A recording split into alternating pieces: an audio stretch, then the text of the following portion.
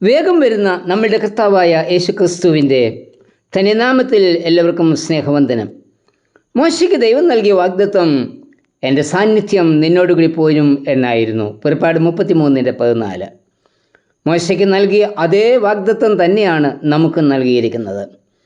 ദൈവസാന്നിധ്യം അനുഭവിച്ച ചിലരെക്കുറിച്ച് തിരുവചനം സാക്ഷിക്കുന്നുണ്ട്. 1. ഉൽപ്പത്തി 28:13 മുതൽ 15 വരെ. ഏശാവിൻ്റെ കോപത്തിൽ നിന്ന് ഓടിപ്പോകുന്ന യാക്കോബ് യാത്രയിൽ സൂര്യൻ അസ്തമിച്ചു. ഒരു കല്ല് തലേണിയായി വെച്ച് അവിടെ കിടന്ന് യാക്കോബ് ഉറങ്ങി. ഉറക്കത്തിൽ യാക്കോബ് ഒരു സ്വപ്നം കണ്ടു. സ്വർഗത്തോളം എത്തുന്ന ഒരു കോവേനി. അതിനു മീതെ നിന്നുകൊണ്ട് യഹോവ യാക്കോബിനോട് സംസാരിച്ചു. ഞാൻ നിൻ്റെ പിതാവായ അബ്രഹാമിൻ്റെ ദൈവവും ഇസ്ഹാക്കിൻ്റെ ദൈവവുമായ യഹോവയാകുന്നു. ഇതാ ഞാൻ നിന്നോട് കൂടെയുണ്ട്.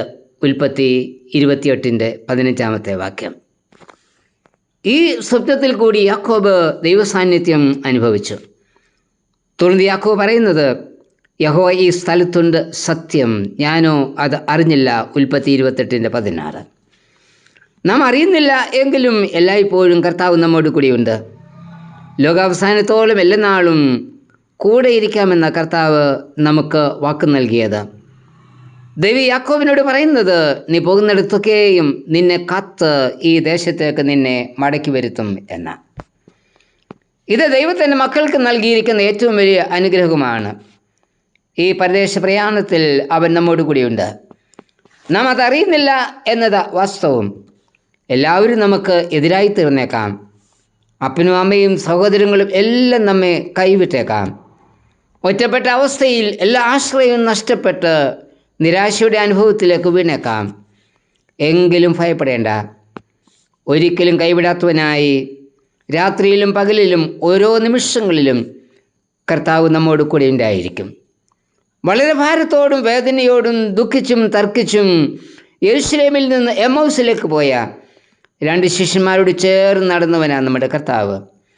അഗ്നിയിൽ എറിയപ്പെട്ട 3 യഹൂദ യുവാക്കന്മാരുടെ അടുത്തേക്ക് ഇറങ്ങിച്ചെന്ന് അഗ്നിയിൽ അവരോടുകൂടി നടന്നവനാ നമ്മുടെ കർത്താവ്. ആ കർത്താവ് തന്നെ നമ്മോട് കൂടെയും ഉണ്ടായിരിക്കും. 2 ആവർത്തനം 20:1. നീ ശത്രുക്കളോട് യുദ്ധം ചെയ്യുവാൻ പുറപ്പെട്ടിട്ട് കുതിരകളെയും രഥങ്ങളെയും നിന്നിൽ അധികം ജനത്തെയും കാണുമ്പോൾ പേടിക്കരുത്. മിസ്രയീം ദേശത്ത് നിന്നെ കൊണ്ടുവന്ന നിന്റെ ദൈവമായ യഹോവ നിന്നോട് കൂടെയുണ്ട്. കനാൻ നാട് അവകാശമാക്കുവാനുള്ള ഇസ്രായേലിൻ്റെ യാത്രയിൽ അവർക്ക് അനേക രാജ്യങ്ങളുമായി ഏറ്റുമുട്ടേണ്ടി വന്നു. അവരുടെ ശത്രുക്കളുടെ മുൻപിൽ ഇസ്രായേൽ വെട്ടുക്കിളി പോലെ ചെറുതായിരുന്നു. എങ്കിലും യഹോവയായ ദൈവം അവരോട് കൂടെ ഉണ്ടായിരുന്നതിനാൽ യുദ്ധം ചെയ്തും യുദ്ധം ചെയ്യാതെയും അവർ ജയാളികളായി. ഇത് ഇസ്രായേലിൻ്റെ പഴയ ചരിത്രം. ഇസ്രായേലിൻ്റെ പുതിയ ചരിത്രത്തിലും കർത്താവ് അവരോട് കൂടി ഉണ്ടായിരുന്നു. 1948 മെയ് 14 രൂപം കൊണ്ട ഇസ്രായേൽ എന്ന കൊച്ചു രാജ്യത്തിനെതിരായി ഇസ്രായേൽ രാജ്യത്തെ തുടച്ചു നീക്കും എന്ന് പ്രതിജ്ഞയെടുത്ത് മെയ് 15 ശനിയാഴ്ച രാവിലെ ഈജിപ്ഷ്യൻ പർവിമാനങ്ങൾ ടെൽ അവീവിൽ ബോംബ് ഇട്ടു. യോർദാൻ കിഴക്ക് നിന്നും സിറിയ, ലെബനൻ, ഇറാഖ് രാജ്യങ്ങൾ വടക്ക് നിന്നും ഒരേ സമയം ഇസ്രായേലിനെ ആക്രമിച്ചു. പിറന്നു വീണ് ഒരു ദിവസം മാത്രം പ്രായമുള്ള രാജ്യം, നാലുപാടും ശത്രുക്കൾ. നൂറ്റാണ്ടുകൾക്ക് മുൻപ് പിതാക്കന്മാർക്ക് വാഗ്ദത്തം നൽകിയ ദൈവം കുതിരകളെയും രഥങ്ങളെയും നിന്നിൽ അധികം ജനത്തെയും കാണുമ്പോൾ പേടിക്കരുത് എന്ന് പറഞ്ഞ ദൈവം, ആ ദൈവം ഇസ്രായേലിൻ്റെ നിലവിളി കേട്ടു. ദൈവം അവർക്ക് വേണ്ടി യുദ്ധം ചെയ്തു. 5 മാസത്തെ യുദ്ധത്തിന് ശേഷം അറബ് രാജ്യങ്ങൾ വെടിനിർത്തലിന് നിർബന്ധിതരായി. പലസ്തീനിൽ നിന്ന് ഏതാണ്ട് 7 ലക്ഷത്തിൽ പരം അറബികളാണ് അഭയാർത്ഥികളായി പലായനം ചെയ്യേണ്ടി വന്നത്.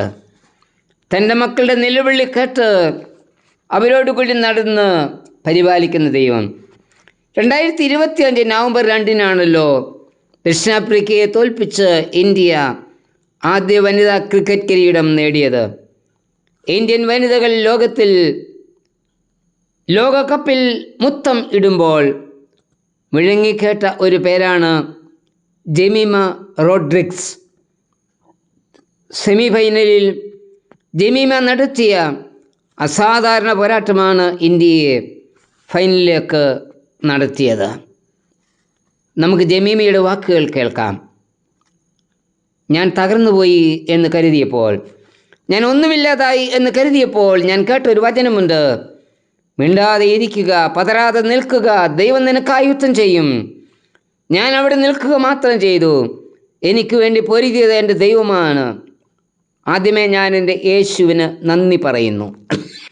എനിക്ക് തന്നെ എൻ്റെ ശക്തിയിൽ ചെയ്യുവാൻ പറ്റാത്തതാണ് യേശു എന്നിലൂടെ ചെയ്തത്. അതെ, തൻ്റെ ഭക്തന്മാർക്ക് വേണ്ടി പൊരുതുവാൻ കർത്താവ് കൂടെയുണ്ട്. കർത്താവേ, ഓരോ നിമിഷവും ദൈവിക സാന്നിധ്യവും ദൈവിക നടത്തിപ്പും അനുഭവിപ്പാൻ എന്നെയും സഹായിക്കണമേ. ആമേൻ.